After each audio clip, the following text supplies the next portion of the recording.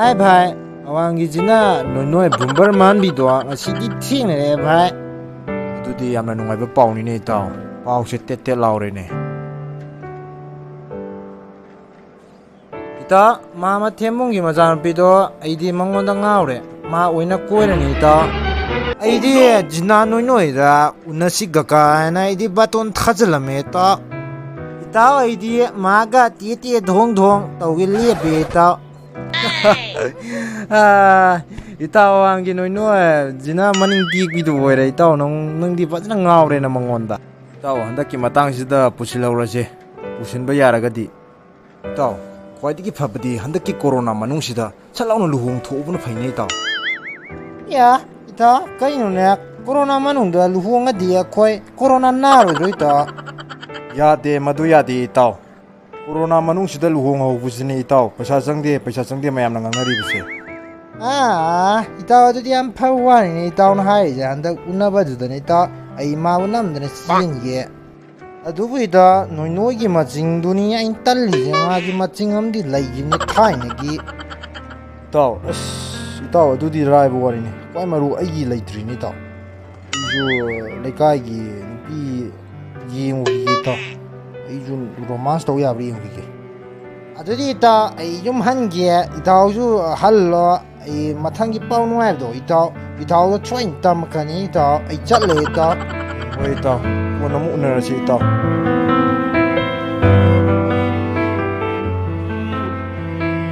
Chatle ita. Masigi wakan kunungai di tie lawe. Pura tie ni. Ai gi nonna unna daure ai gi nonna unna daure. Ai gi waje babung da ka tamadi harau na mamoi ka to i pot ka thu ani tauri she. Isu kok thadadabadi yade se. Kahi jina ka jara ai nupi amadi koitaba yadre. Yera nipa mandaba makagi mama moragi masanupi kari mai maming do.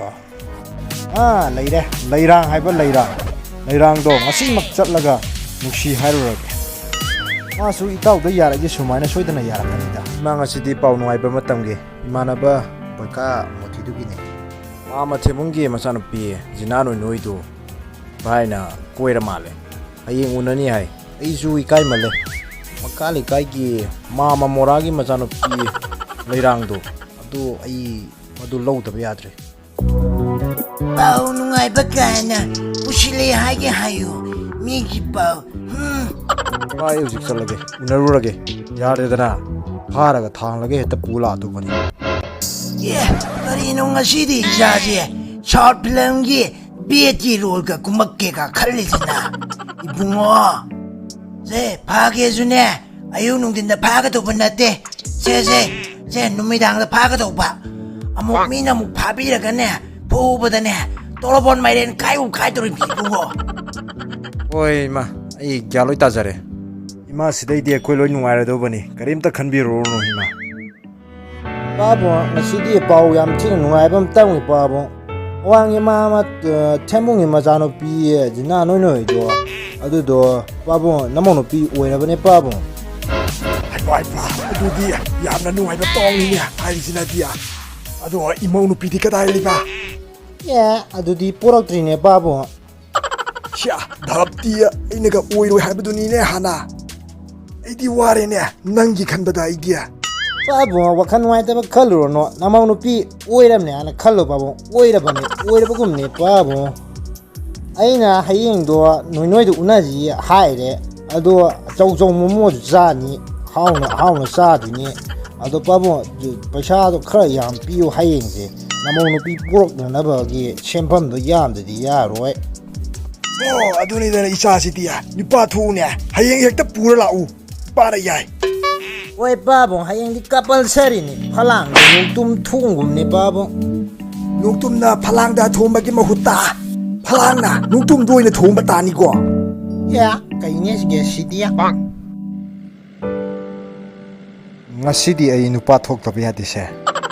Nupi macha pe lawba amagi bo era. Ana hai sajabai wani da. Nupi mamang da di mamai kan mani pa je. Ate yada bani.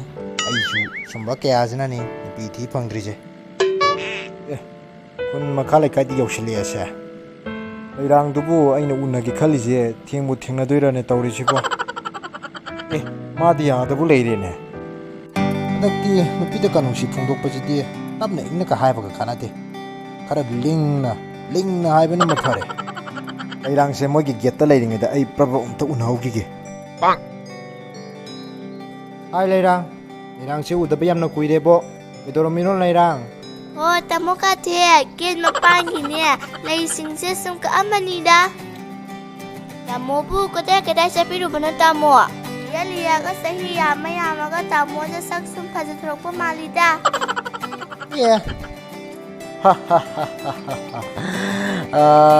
이젠 내랑 요왔다지 이젠 난 ꯈꯪꯗ꯭ꯔꯤ ꯕꯣꯏꯔꯦ ꯅꯤꯄꯥ ꯍꯥꯏꯁꯤꯗꯤ ꯉꯥꯒ ꯆꯥꯡꯗꯝꯅꯔꯤꯕꯅꯤ ꯂꯤꯔ ꯐꯖꯩ ꯍꯥꯏꯗꯣ 이젠 난 ꯈꯪꯗ꯭ꯔꯤ ꯕꯣꯏꯔꯦ ꯑꯗꯨ ꯑꯩꯅ ꯇꯥꯃꯣꯁꯦ ꯂꯤꯔ ꯁꯨꯝ ꯒꯨꯝ ꯃꯥꯁꯤꯜꯂꯛꯏꯁꯦ ꯑꯗꯣ 이찬 우다부수 꾸이래 이찬 농 파독수 나봉 아이가 파스부터 땡엄 싸시더나 마기세 ꯑꯩꯕꯨ ꯀꯣꯏꯒꯦ ꯍꯥꯏꯗ꯭ꯔꯤꯕꯖꯥꯠꯂ ꯑꯗꯣ 이찬 ꯅꯪꯉꯣꯟꯗ ꯋꯥ ꯑꯃ ꯍꯥꯏꯗꯨꯕꯁꯨ ꯂꯩ ꯍꯌꯦꯡꯗꯣ ꯆꯥꯃꯤꯟꯅꯔꯁꯤ 이찬 ꯌꯥꯝꯅ ꯂꯨꯕ ꯋꯥꯒ ꯃꯥꯜꯂꯤꯀꯣ ꯇꯥꯃꯣꯒꯤꯁꯦ ꯀꯔꯤꯁꯨ ꯂꯨꯕ ꯅꯠꯇꯦꯗ ꯂꯩꯔꯥꯡ ꯑꯩ ꯆꯠꯂꯒꯦꯀꯣ ꯂꯩꯔꯥꯡ ꯍꯣꯏ ꯇꯥꯃꯣ ꯑꯩ ꯁꯨꯝ ꯂꯩꯖꯍꯧꯔꯒꯦ Please subscribe my YouTube channel.